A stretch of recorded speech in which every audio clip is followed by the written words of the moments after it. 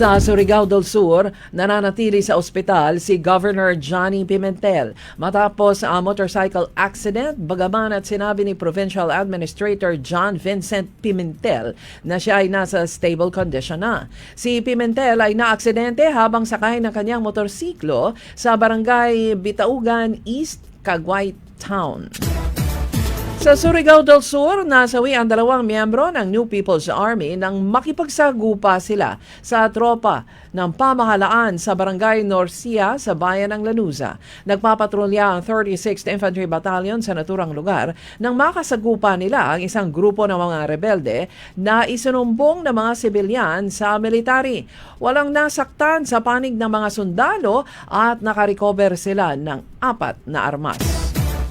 Sa Davao City, diabetes ang nangungunang dahilan ng chronic kidney disease ng mga Pinoy sa bansa ayon sa isang local nephrologist. Sinabi ni nephrologist Dr. Maria Teresa Banang ng Southern Philippines Medical Center na ilan pa sa mga contributing factors ay hypertension, genetic chronic nephritis, kidney stones at urinary tract infections. Sinabi niya na karamihan sa mga dialysis patients sa SPMC ay 50 to 60 years old.